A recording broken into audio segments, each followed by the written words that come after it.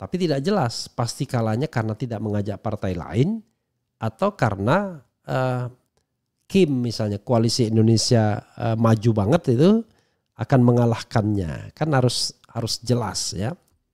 Karena sampai saat ini kalau kita berpegangan pada kata-kata Surya Paloh, Anies itu bikin capek. Jadi bikin capeknya adalah karena dia yang paling moncer untuk menjadi DKI 1 ya.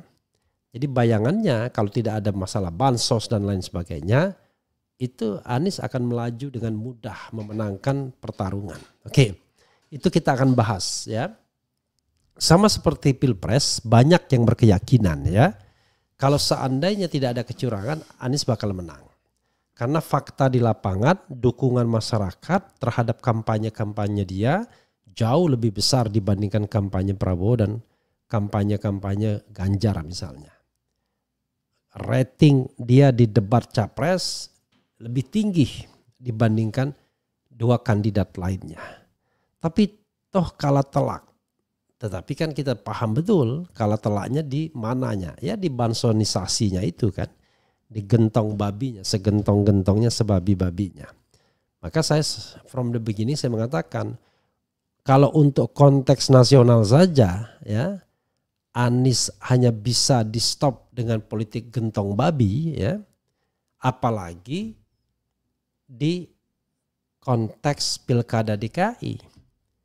Jadi di pilkada DKI ya tambah besar peluangnya untuk menang. Jangan lupa walaupun Prabowo menang di DKI tapi pertama menangnya tipis, kedua aroma gentong babi yang paling besar kan salah satunya ya tentu di Jakarta.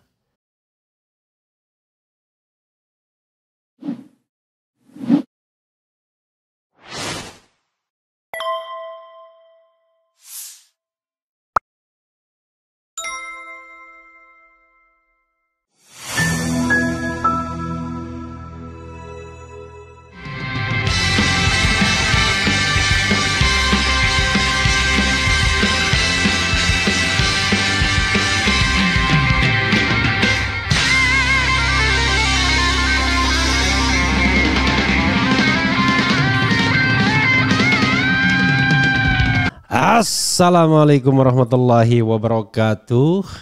Sobat RH sekalian, jumpa lagi kita di channel yang keren ini.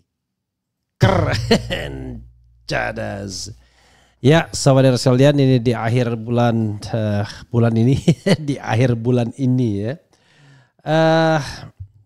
Kita coba ambil satu video ya. Saya kebetulan 2 hari 3 hari lah ya tidak live karena Kamis, Jumat, Sabtu di luar kota ya. Dan saya ingin membahas satu entah ya, biasalah satu dari Habibur Rahman. Satu lagi dari Habibur Rahman yang mengatakan pasangan Anies Sohibul Iman atau Aman kalau memang dimajukan di Pilkada Jakarta dijamin kalah ya. Cuman dia nggak tahu yang bisa ngalahinnya siapa ya.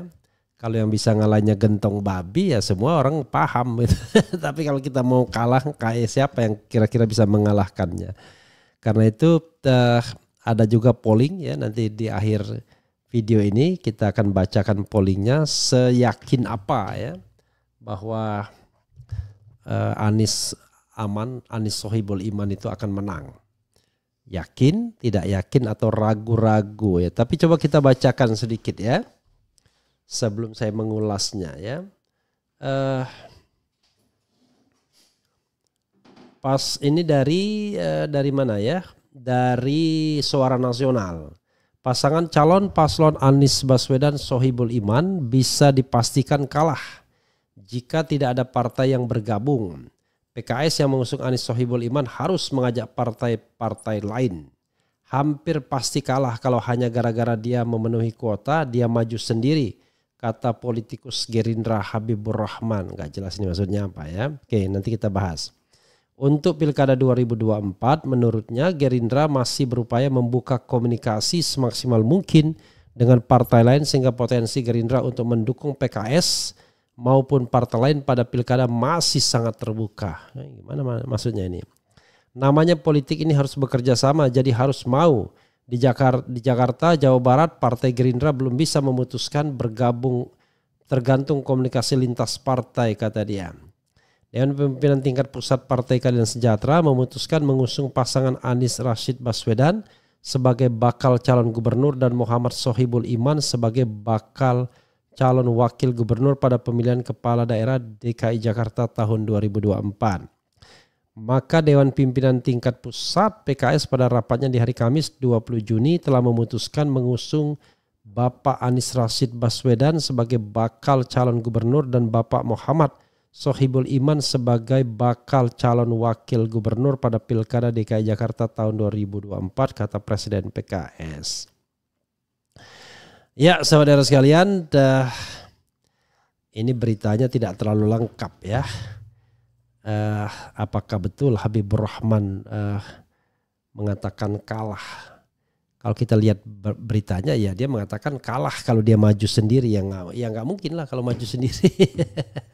Secara PKS hanya mendapatkan 18 kursi kurang 4 kursi lagi. Jadi pertanyaannya adalah tentu yang proper adalah kalau memang PKS ngotot memajukan Sohibul Iman dan ternyata memenuhi kuota, entah kuota itu didapat dari siapa, kan begitu maksudnya. Maka Habibur Rahman jamin pasti kalah.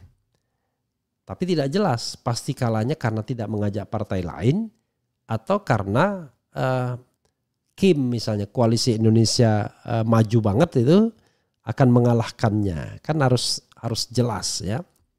Karena sampai saat ini kalau kita berpegangan pada kata-kata Surya Paloh, Anies tuh bikin capek.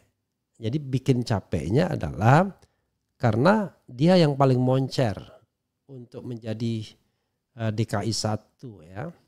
Jadi bayangannya kalau tidak ada masalah bansos dan lain sebagainya, itu Anies akan melaju dengan mudah memenangkan pertarungan. Oke, itu kita akan bahas ya.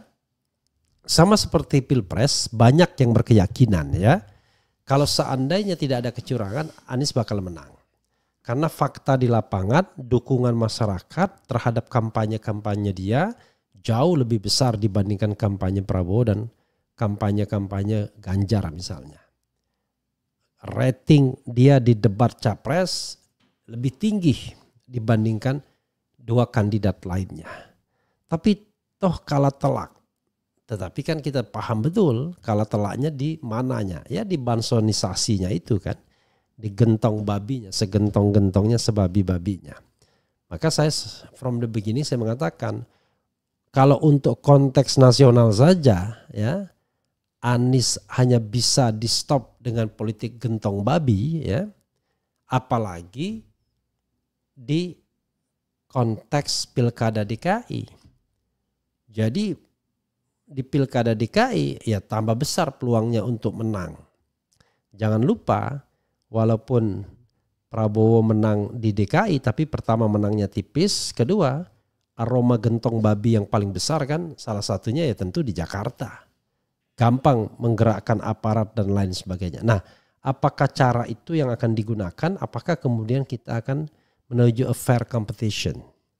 Kalau a fair competition ya tidak ada lawan Anies. Tapi kalau misalnya dengan cara-cara yang gentong babi misalnya, ya siapapun bisa menang. tetapi ya ada perbedaan yang signifikan antara Pilpres dengan Pilkada yang barangkali politik gentong babi itu tidak akan workable. Makanya yang panik kan bukannya kubu Anies sekarang. Yang panik kubunya istana karena mereka bingung siapa yang akan dilawankan ke Anies. Sementara kubu koalisi perubahan begini. Kubu koalisi perubahan itu pokoknya calonnya Anies. Nah wakilnya yang mereka masih ribut. PKB maunya ya tentu kader sendiri Ida Fauzia. Dan kelihatannya kalau tidak Ida Fauzia barangkali dia lebih cenderung yang PDIP Prasetyo.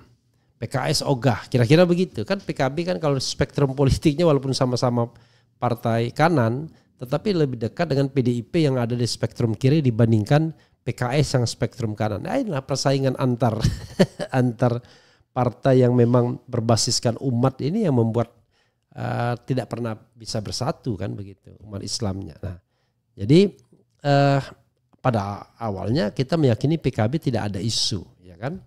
Tetapi kalau misalnya tiba-tiba ada poros lain, PKB tiba-tiba menggandeng katakanlah PDIP untuk memajukan calon PDIP PKB atau PKB PDIP, ya menurut saya kalau calonnya bukan Anies, menurut saya agak sia-sia. Jadi kartu dari PKS itu ada di Nasdem. Kalau Nasdem oke dengan aman, tiba-tiba di sana oke, maka Anies yang akan dilematis. Apakah Anies akan memilih PKS dan PKS dan Nasdem ataukah memilih PKB dan PDIP? Nah, dalam konteks ini PKB harusnya jangan egois dong, ya harusnya jangan egois karena PKS ini kan partai yang tidak pernah diberikan kesempatan. Kalau kemarin kan sudah jelas pasangannya kan Anies Muhaimin, ya kan sudah diberikan kesempatan. Jadi menurut saya sangat bagus kalau seandainya diberikan kesempatan kali ini kepada PKS. Oh nanti nggak akan menang karena sama-sama kanan. Oh enggak juga. Banyak bukti mengatakan bahwa yang namanya pilpres itu lebih banyak faktor faktor figurnya, ya kan? Prabowo kanan di mana kanannya? Kanannya ya kan tidak menunjukkan keseharian, sikap hidupnya, ya kan? Praktik-praktik ibadah dan lain sebagainya tidak menunjukkan kanan kan? Tetapi toh tetap didukung oleh Habib Lutfi, didukung oleh ulama-ulama lainnya dan lain sebagainya. Baik sebelum maupun sesudah gentong babi kan begitu. Jadi karena itu kalau kita mau fair ya harusnya kali ini diberikan kesempatan kepada PKS. Apalagi PKS ternyata tidak menikmati keuntungan yang luar biasa kemarin ketika ikut mencalonkan Anies. Karena ternyata keuntungan diambil Nasdem. Nasdem konon dapat 11 kursi setelah putusan MK ya. 10 atau 11. Kemudian PKB dapat 10 kursi dan PKS cuma 3 kursi saja. Di DKI PKS memang nomor 1 tapi jangan lupa mereka basisnya 16 ke 18. Sementara PKB dari 5 ke 10.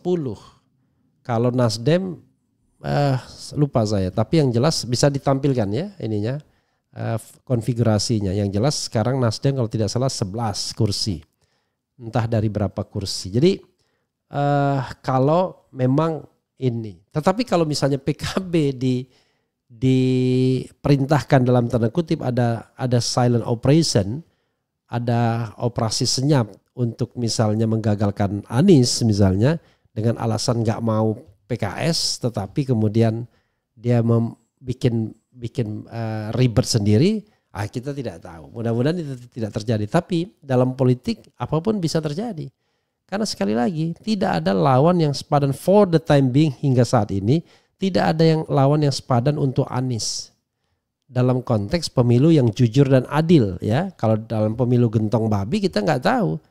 Anda kalau misalnya tidak dipilih tetapi kemudian bisa mengontrol KPU dan KPUD-nya ya sama saja bohong. Ya kan? Ketika kita adukan ke penegak hukum cuek, ya kan? Diadukan kepada pengawas pemilunya cuek, diadukan ke MK-nya cuek, ya siapapun bisa menang kalau begitu caranya. Tinggal tulis saja angka sendiri ya. Tetapi apakah kemudian berani berhadapan dengan massa rakyat yang lebih real dan lebih consolidated di Jakarta. Nah itu yang harus kita lihat ya. Karena kenapa? Faktor gentong babi ini akan semakin besar karena orang sudah tahu siapa yang berkuasa. Ya kan? Jadi orang akan lihat, wah yang berkuasa adalah Istana 1, Istana 2, Istana Baru, Istana Lama. Karena itu kalau kita mau ikut gabung dengan sana, disitulah sumber kenikmatannya. Ya, sumber gentong babinya di sana. Gitu ya Sobat RH sekalian. Karena itu statement Habibur Rahman ini akan benar ya kalau seandainya metode yang sama digunakan seperti di Pilpres, yaitu metode gentong babi. Tapi kalau head to head betul, atau katakanlah ada lawan yang lainnya dan Anies bisa maju, for the time being sampai posisi hari ini ya, agak sulit mengalahkan Anies Baswedan. Yang paling dekat adalah Ridwan Kamil. Tapi menurut saya baik Ridwan Kamil maupun Golkar ragu-ragu untuk menunjuk. Bahkan ada semacam trik internal Gerindra untuk mendorong Ridwan Kamil di Jakarta dengan iming-iming apapun ya, atau dengan ancaman apapun, we don't know exactly. Lalu di Jawa Barat sendiri akan diisi oleh kader Gerindra yang bernama Deddy Mulyadi. Jadi ini tricky juga dari Gerindra untuk mengorbankan Ridwan Kamil ya. Mendukung Ridwan Kamil di Jakarta sepertinya baik sih sebenarnya untuk menghadang Anies, karena itu satu-satunya yang paling dekat. Kan belum ada gentong babinya dengan gentong babi dan lain sebagainya. Jadi tapi kalau misalnya Golkar paham soal ini, ya dia pasti ingin menguasai teritorial Jawa Barat. Karena 2029 kalau misalnya yang berkuasa itu adalah Deddy Mulyadi, maka peluang besar bagi Gerindra. That's politik, itulah politik. Lalu bagaimana dengan Kaisang? Kaisang sudah tercecer. Kaisang menjadi non-isu. Kenapa begitu? Karena tidak seperti dengan Gibran yang bapaknya masih menjadi presiden. Pada waktu Kaisang akan bertarung, bapaknya bukan lagi presiden, sehingga dia tidak akan lagi sesakti kakaknya. Ya, memang gentong babi atau bansos dibagikan program Jokowi sampai Desember dengan lompat-lompat, dikasih Agustus, Oktober, dan Desember. Lucu kan? Nanti jangan-jangan dirapel pada bulan Oktober lalu diakui sebagai kebaikan dari Jokowi, Presiden Jokowi. Kenapa tidak diberikan November? Karena November Jokowi tidak lagi menjadi presiden. Ya kan, little bit tricky. Ya itulah politik, that's politik. Yang ingin saya katakan, membaca politik ya memang tidak bisa lurus-lurus saja ya. Apalagi kalau presidennya mau cawe-cawe untuk mendorong anaknya dalam jabatan politik ya, termasuk pilkada DKI, pilkada Sumut ya, kontestasi pilpres dan lain sebagainya ya. Jadi sobat era sekalian, itu yang bisa kita analisis dari ini ya. Coba tampilkan ininya, berapa persen sekarang? Saya akan lihat coba ya dari ini. Ya saya yakin mayoritas akan mengatakan menang ya Anies. Tetapi kita lihat berapa persentase yang punya keyakinan tersebut. Sobat era sekalian. Oke. Kita akan lihat ya. Tapi aman, mereka udah paham ya aman itu. Jangan-jangan gak ngerti aman itu apa ya. Apakah Anda yakin aman bisa menang di Jakarta? Yakin 74%, tidak yakin 18%, ragu-ragu 8%. Yang voting sudah 1.100. Jadi memang mayoritas yakin sesungguhnya. Jadi dari sisi mana yang kemudian akan membuat Anies kalah ya? Ya tadi sisi gentong babinya. Kalau RT, RW ya, kemudian lurah sampai wali kota digerakkan untuk mengalahkan Anies, ya berat. Tapi jangan lupa mereka yang RT, RW, lurah dan lain sebagainya dulu juga aparat yang berada di bawah naungan Anies yang barangkali saja masih setia dengan hati nuraninya. Kan begitu. Kalau Anda tidak diberikan gentong babi untuk memilih seseorang, berarti Anda setia dengan hati nurani. Tapi kalau Anda dikasih gentong babi dan memilih, ya Anda setia dengan uang yang diberikan. Nah, unfortunately di negara ini yang katanya uang itu tidak boleh untuk money politics, selalu berbelat-belit bahkan MK sekalipun mengatakan itu bukan money politics, itu kewajiban negara, kewajiban negara yang diguyurkannya pada saat pilek dan pilpres dan pilkada ya, luar biasa. Oke, kita sedikit bacakan komentar sobat RH sekalian ya. Jadi ini Saywar from Habibur Rahman ya. Tetapi ya saya kira setiap orang akan mengatakan demikian kan. Karena Habibur Rahman berada pada sisi yang berseberangan. Jadi wajar dia ingin Saywar untuk mengatakan bahwa Anies tidak akan menang ya. Oke, tetapi kan kita harus menganalisisnya dari sisi objektif ya. Makanya saya katakan yang membuat Anies itu bubar adalah satu, sengaja dijegal PKS-nya sehingga punya alasan untuk tidak mencalonkan Anies. Jadi pada saat-saat terakhir tiba-tiba PKS tidak punya koalisi, Anies nggak bisa nyalon. Ya. Tetapi partai politik itu pragmatis. Kalau dilihat ada calon yang bakal menang, ya pasti gandulin mereka. Bukan sebaliknya menghindari. Karena mereka kan tidak akan dapat insentif apa-apa kalau misalnya tiba-tiba mereka udah kita dukung saja calon tunggal misalnya. Makin banyak partai yang kemudian mendukung semuanya, ya mereka tidak akan mendapatkan insentif apa-apa. Ya, dan yang terpilih bakal susah ya. Oke. Coba kita lihat komentar sobat RH sekalian ya. Suryati, Assalamualaikum, saya dari Makassar, saya yakin menang Anies di Jakarta ya. Antepin aja bang. Kelompok Kim yakin menang 3-4 triliun untuk sebar bansos uang tunai KLJ KJMU. Ya itulah. Sekarang halo Bawaslu atau KPU ya. Anda disumpah loh untuk melaksanakan pemilu yang jujur dan adil ya. Masa yang begini-begini yang di depan mata telanjang Anda tidak peringatkan ya.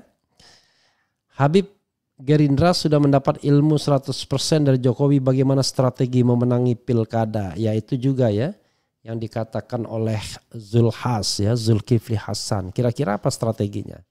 Strateginya siram gentong babi gitu ya. Kemudian hanya kecurangan yang bisa mengalahkan Pak Anies. Ya saya setuju ya, saya setuju. Gila gawat, wah negara ini sudah betul-betul rusak. Kalau sudah rakyat jenuh dengan keadaan ini bisa jadi terjadi kudeta. Ya saya khawatir juga. Lama-lama rakyat bisa marah ya kan. Karena lucu misalnya orang seperti Habibur Rahman ya. Nah gak apa-apa kita ngomongin Habibur Rahman karena dia pejabat publik kan. Yakin betul bahwa dia didukung oleh rakyat. 58%. Nggak apa-apa karena itu angkanya kan begitu. Cuma kalau Anda yakin memang didukung oleh rakyat, ya jangan main gentong babi gitu loh. Untuk pilkada DKI. Ya. Cukup misalnya kasih endorsement aja, saya Prabowo Subianto ya. Presiden Republik Indonesia, saya mendukung si A bla bla bla. Tapi nggak main gentong babi, tidak menggerakkan aparat, tidak menggerakkan struktur aparat, kemudian juga menggerakkan macam-macam. Itu soalnya. Kita ini warga negara Indonesia tidak pengen kekuasaan. Yang kita pengen kan pemilu yang jujur dan adil. Yang berkuasa ambillah kekuasaan itu buat Anda. Tetapi kita ingin pemilu yang jujur dan adil. Ya kan? Gitu. Jelas mereka jumawa karena punya kekuasaan untuk memanipulasi hasil. Semoga saja ada keajaiban yang memenangkan Pak Anies. Enggak perlu keajaiban. Ya, semua rakyat ini keep on eye, buka matanya, kemudian pantau rame-rame, kemudian hasilnya genuine. Dan menang dan kalah saya enggak terlalu peduli. Itu loh orang seperti saya. Saya tuh enggak terlalu peduli menang dan kalah. Yang saya cegah adalah pemimpin menang dengan cara curang. Karena saya meyakini pemimpin yang menang dengan cara curang tidak akan membawa kebaikan bagi Republik Indonesia ini. Kita ingin negeri yang baldatun thayyibatun wa rabbun ghafur. Enggak mungkin orang yang curang bisa membawa negeri ini ke dalam baldatun thayyibatun wa rabbun ghafur. Begitu kredonya. Jadi pemahamannya harus begitu. Jadi it is not about Anies ya.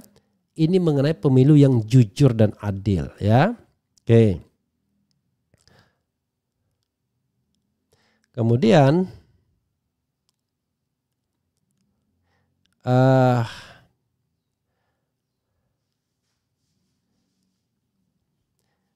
kita kurangin lah ya yang ngata-ngatain itu ya. Hanya Allah yang maha besar dan kuasa ya memang.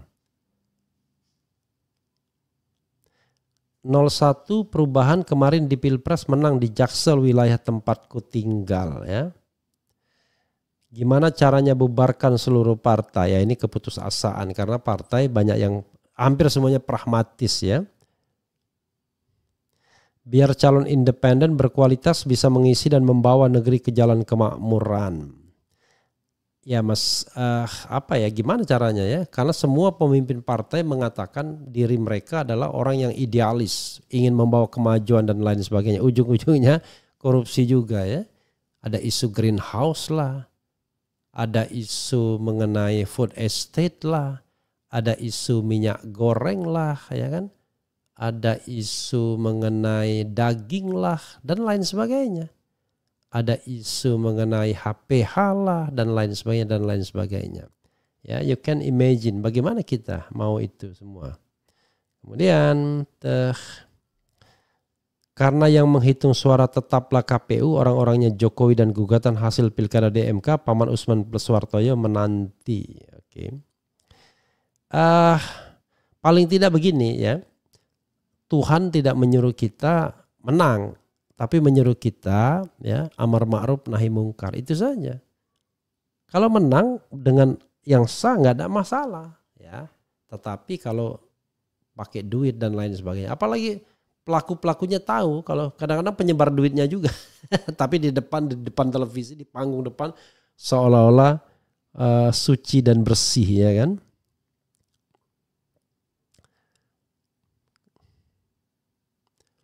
Kemudian sekarang sampai 20 tahun ke depan penguasa Indonesia baik di level desa, kabupaten, provinsi hingga pusat, baik di dinas-dinas pemerintahan, orang-orang berkualitas yang punya integritas menjadi lemah. Ya mudah-mudahan tidak terus-menerus terjadi begitu ya. Nining Ratu mungkin ada niat curang kali, makanya si Habibur Rahman ngomong gitu, sombong kali dia ya. Semuanya gara-gara rakyat salah pilih presiden, perlu 10 tahun Indonesia bisa normal lagi. Terus kalau bisa jangan pasangannya dari PKS, takut kesannya eksklusif religius. Why? Kenapa orang yang membawa misalnya itu selalu dianggap eksklusif religius? Kenapa kita tidak masalah misalnya pasangan Jokowi dengan Ahok yang tidak ada bau Islamnya sebagai agama mayoritas di Indonesia. Why kita ketika ada Islam tiba-tiba orang menolak semua. Kan kalau kita mau jujur, Jokowi tidak mewakili entitas Islam. Ahok non-muslim, ya kan? Jadi yang benar itu sobat era sekalian adalah siapapun boleh bertanding dan bersanding karena ini adalah negara Pancasila. Semua agama diakui. Jadi ada yang namanya equality before the law, ya kan? Jadi kalau seandainya misalnya pimpinan-pimpinan partai tersebut memasangkan demi strategi misalnya, itu urusan dia. Tapi kita rakyat tidak boleh alergi terhadap siapapun yang dipasangkan sepanjang orang itu punya komitmen dan baik. Ukurannya bukan ukuran apakah dia kanan atau kiri. Ya kan, ukurannya adalah apakah dia baik, punya track record sebagai pemimpin atau tidak. Itu kan masalahnya, ya kan? Gitu. Misalnya, masa kalau kita bisa telusuri jejaknya orangnya suka mabuk-mabukan, susah juga ya. Apakah banyak politisi yang mabuk-mabukan? Ya banyak, kita tahu lah ya. Mana yang suka minum, ya suka dugem dan lain sebagainya.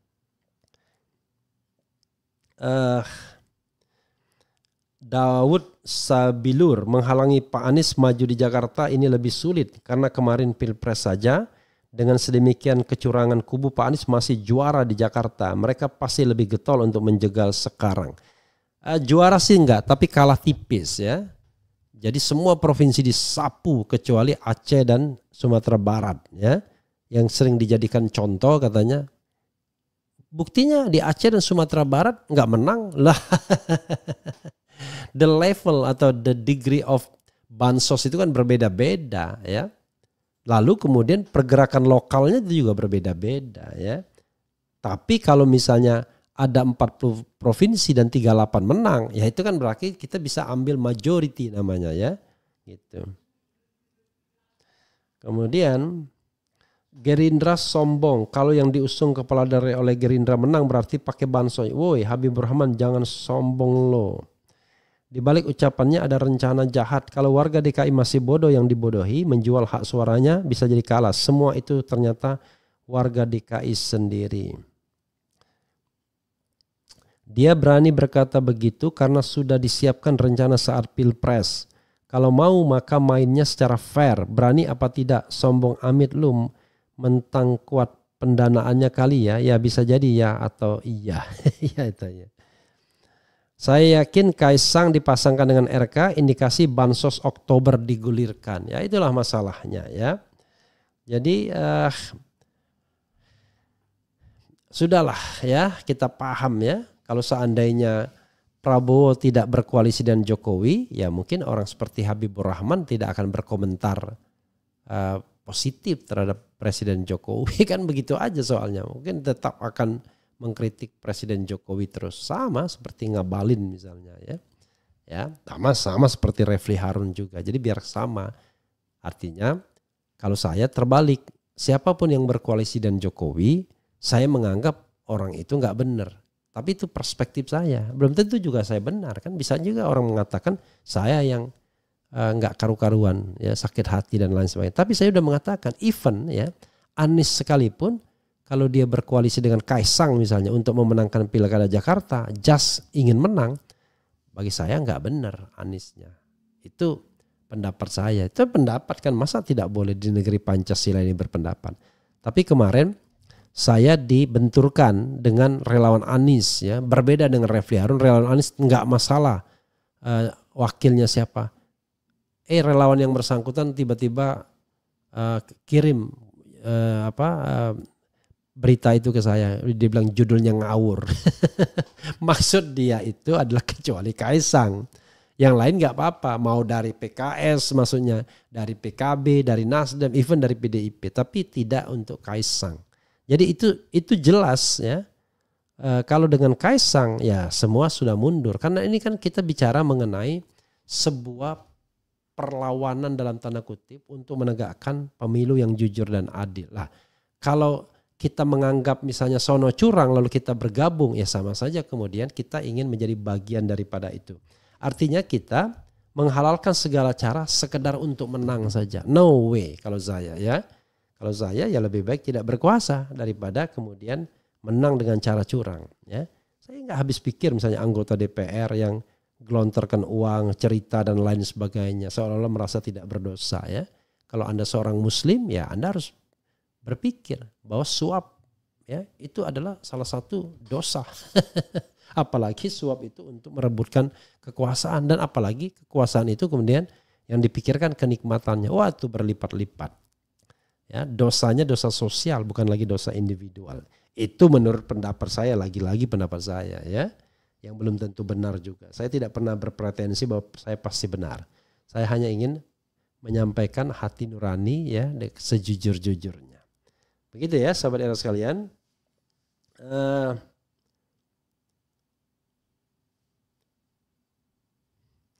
Assalamualaikum Bang, RH tolong ulas pemilu presiden election AS, isu-isu debat menarik antara incumbent Joe Biden dan Donald Trump. Terima kasih ya. Nanti saatnya ya kalau kita sudah mengikuti isunya. Jadi sobat era sekalian, saya tidak membahas sesuatu itu bukan karena sesuatu itu tidak menarik. Tetapi lebih karena sayanya sendiri belum updated. Kan banyak sekali informasi yang berseliweran dan saya selalu melakukan ini dengan live kan. Jadi bisa dibayangkan kalau saya nggak punya background apa-apa terhadap suatu kasus, saya mau ngomong apa ya.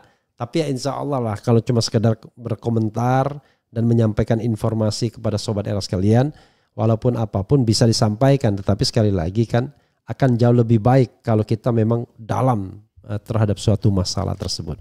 Itu saja sobat era sekalian. Kita akan lanjutkan ya dengan live berikutnya sebelum jam 11. Jangan lupa ya, pukul 11 itu jadwal resmi RH Channel ya. Jam 5, 8, 11, kemudian 14, kemudian 17, 19, dan 21. Tapi di luar itu, sewaktu-waktu RH bisa live ya. Karena konsepnya kita tidak mau diikat. Kalau dulu banyak sekali video yang kita upload ya, tetapi sekarang kita batasi, tetapi mudah-mudahan ini membawa gairah kembali ya. Dan saya mengucapkan selamat kepada orang depan saya ya yang sudah berhasil mendapatkan master degree di Universitas Indonesia ya, selama bekerja di RH Channel ya. Jadi kerjanya separuh bikin tesis kuliah, separuh kerja. Tapi good ya. Tampilkan dong fotonya dong di depan UI dong. Sudah? Oh nanti setelah ini ya. Jadi selamat pada Jido ya. Jido dokteran apa gelarnya? Enggak, S1-nya apa? Dokter Andes. Iya. Oh SPD. Jadi Muhammad Taqiyuddin Yazid Taqiyuddin Ahmad SPD MSI ya. MSI itu Muhammad Sohibul Iman. Wassalamualaikum warahmatullahi wabarakatuh. Keren cadas.